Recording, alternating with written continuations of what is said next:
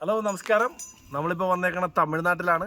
തമിഴ്നാട്ടിൽ വീണ്ടും ഒരു അംഗത്തിന് ഇനിയൊരു അംഗത്തിന് പുറപ്പാട് പെടുമെന്ന് പറയുമല്ലോ. അങ്ങനെ ഒരു അംഗത്തിന് തുനിഞ്ഞിറങ്ങിയേക്കണേണ്. നമ്മുടെ കഴിഞ്ഞ തവണയൊക്കെ പോയി ഞാൻ ഒരുപാട് നെഗറ്റീവ് എനിക്ക് പറ്റിയ അബദ്ധങ്ങളൊക്കെ പറഞ്ഞായിരുന്നല്ലോ. ഇപ്പോൾ പോസിറ്റീവായ കുറച്ച് കാര്യങ്ങൾ നിങ്ങളോട് ഷെയർ ചെയ്യാൻ വേണ്ടിയാണ് വന്നത്. തമിഴ്നാട്ടിൽ തെങ്കാശിയിൽ നിന്ന് ഒരു 10-100 കിലോമീറ്റർ കുറച്ചുകൂടി ഉള്ളിലേക്ക് ഒരു ഗ്രാമങ്ങളിൽ ചെന്ന് നേരിട്ട് വീടുകളിൽ ചെന്ന് അവിടെ വളർത്തുന്ന പശുക്കളെ നമ്മൾ വാങ്ങാൻ വേണ്ടി ചെന്നേക്കണേണ്.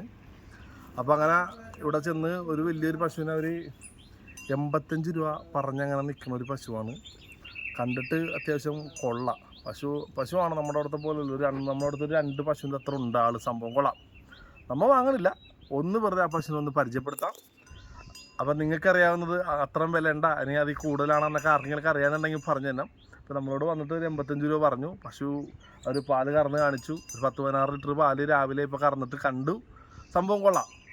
പക്ഷേ നമ്മൾ വാങ്ങുന്നില്ല, വേറെ ഒന്നുമല്ല. ഇവനാള് നമ്മുടെ കറവക്കാരൻ അങ്ങോട്ട് ചെന്നിട്ട് ഇവനാളടിച്ച് പറപ്പിക്കണാണ്.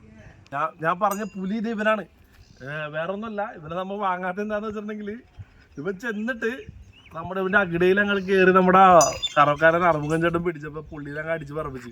അപ്പോൾ എൻ്റെ കാര്യം പിന്നെ പറയണ്ടല്ലോ, പുള്ളീനെ അടിച്ച് പറപ്പിച്ചെങ്കിൽ എന്നെ പിന്നെ പൊടി പോലും ഉണ്ടാവില്ല കണ്ടുപിടിക്കാൻ. അതുകൊണ്ട് ഞാൻ പോകണില്ല അങ്ങോട്ട്, അത്ര ധൈര്യമില്ല. അതുകൊണ്ട് ഇവിടെ നിൽക്കണേന്. ഇതാണ് ആള്. അവൻ്റെ ആ കാമ്പൊക്കെ നോക്കിയാൽ നല്ല അടിപൊളി കാമ്പൊക്കെയാണ്. നല്ല പാല് കറക്കും. ഞങ്ങൾ പാല് നേരിട്ട് കറന്ന് രാവിലെ കണ്ടതാണ്. സംഭവമൊക്കെ കൊള്ളാം. പക്ഷെ നമുക്ക് വാങ്ങാനുള്ള അത്രയും പൈസയും ഇല്ല. ഇത് വാങ്ങിക്കഴിഞ്ഞിട്ടുണ്ടെങ്കിൽ മെയിൻ്റനൻസ് ആണ്. ഇത്ര ഒരുപാട് പാലുള്ള പശുവിനെ വാങ്ങിയിട്ടുണ്ടെങ്കിൽ അകട് വിൽക്കാൻ പോലുള്ള പരിപാടിയൊക്കെ മര്യാദക്ക് നോക്കിയില്ലെങ്കിൽ ഉണ്ടാവും. നമ്മൾ വീട്ടിലല്ല വന്നാൽ വലിയ കട ഫാമും ഇല്ലാത്തതുകൊണ്ട് ഒരു ഇടത്തരം കർഷകനായതുകൊണ്ട് എനിക്കിത് പറ്റില്ല. അത്ര വില കൊടുത്ത് ഇപ്പോൾ പശുവിന് വാങ്ങാൻ സാധിക്കാത്തതുകൊണ്ട് ഞാനത് വിട്ടു. നിങ്ങൾക്കൊക്കെ വേണ്ടി ഇവനൊന്ന് പരിചയപ്പെടുത്തണമെന്ന് മാത്രമേ ഉള്ളൂ.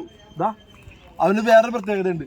നമ്മുടെ ഈ കാടുകളിൽ തമിഴ്നാട്ടിലൊക്കെ പശുവിനെ വളർത്തുമ്പോൾ, നമ്മുടെ കേരളത്തിലുണ്ട് കേട്ടോ, വനമേഖല പ്രദേശത്ത് പശുവിനെ വളർത്തുമ്പോൾ ഇതേപോലത്തെ ഒരു മണി കെട്ടിത്തൂക്കിയിടും. ഇപ്പോൾ ഇവർ പശുവിനെ കെട്ടിയിട്ട് നമ്മളെ പോലെ വളർത്തണ പരിപാടിയല്ല, അഴിച്ചു വിട്ട് മേയാൻ വിടണേ. അങ്ങനെ രാവിലെ മേയാൻ വിടും. ആ കറവ് സമയം പോകുമ്പോൾ ഇവനെ വന്നത് ഈ ശബ്ദം കേട്ടുകൊണ്ടാണ് ഇവർ എത്തണത്. ഇതിനെന്തോ ഒരു പേരുണ്ട്, അതിൻ്റെ പേര് ഞാൻ വിട്ടുപോയി. നമ്മളവിടെ ഇത് മരത്തിൻ്റെ തടിയിൽ ഇതുണ്ടാക്കി എടുക്കാറുണ്ട്.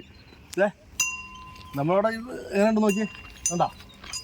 അങ്ങനെ ചെറിയ ടെക്നിക്കൊക്കെ അവർ ഉപയോഗിക്കുന്നുണ്ട്. അതുകൊണ്ടൊക്കെ തന്നെയാണ് തമിഴ്നാട്ടിൽ പശുവിനെ വളർത്തുമ്പോൾ അത് വലിയ ലാഭകരമായിട്ട് മാറുന്നത്. ഇത് തന്നെ ഇപ്പോൾ അവർ പശുവിനെ കെട്ടിയേക്കണത് ഒരു ആര്യവെപ്പിൻ്റെ അടിയിലാണ്. ഇതിൻ്റെ അടിയിലൊക്കെ കെട്ടിയാൽ തന്നെ നല്ല തണലുണ്ടാവും. ഒപ്പം തന്നെ നല്ല രോഗപ്രതിരോധ ശേഷി ഈ ആര്യവെപ്പിൻ്റെ അതൊക്കെ ആയിരിക്കാം ചിലപ്പോൾ ഇവരുടെയൊക്കെ വിജയ രഹസ്യങ്ങൾ. അപ്പോൾ ഓക്കെ, ഇനിയും കാണാം അടുത്ത ഡയറി വിശേഷങ്ങളുമായി.